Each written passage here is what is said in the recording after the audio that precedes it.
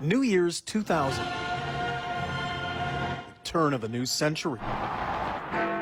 Leading up to it, concerns about catastrophe.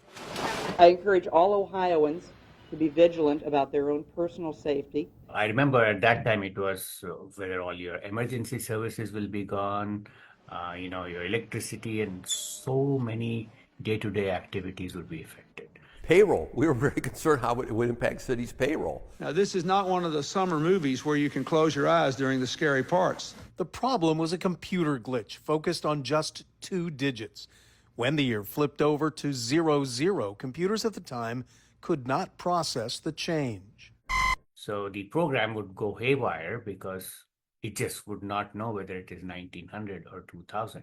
And a lot of computations are done with taking time into account.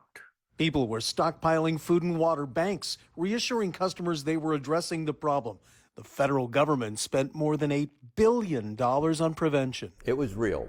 We were worried. Mike Polensik was Cleveland City Council president at the time. But we had to take everything into consideration. That was the reality. That's government. You had to be prepared, and we were. Good evening, everyone. It is the last day of the century. And as the clock struck midnight around the world, the worst of what could have happened didn't. Y2K is A-OK. We hope it becomes the biggest non-story in a long time. We were prepared as best as we could, and I think it's a tribute to all the people who were involved at that time, that we did not have a major problem. Computer swiping, that's been okay? Everything is okay. It's just, I think they just made a bigger deal than it is. People assume that it is because, well, it wouldn't have caused a problem. No, that's not the case. In fact, you have to give credit that people actually went and took care of the problem, so we didn't see the problem. From Y2K, however, came lessons about cybersecurity, and 25 years later, as we become more reliant than ever on computers, the concerns are even greater. A simple software update from the cybersecurity company CrowdStrike in July affected banks, corporations, and airlines around the world. I woke up this morning and had a bunch of notifications on my phone that something bad had happened.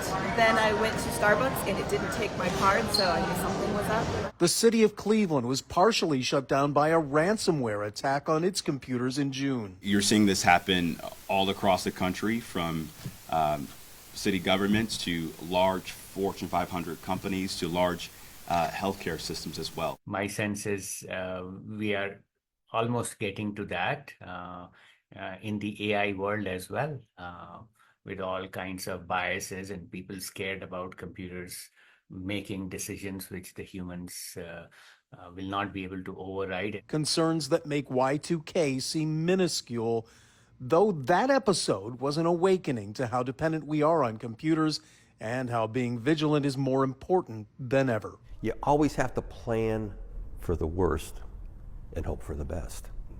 And if you don't do that, you're going to have a problem. End of story. Dave Nethers, Fox 8 News.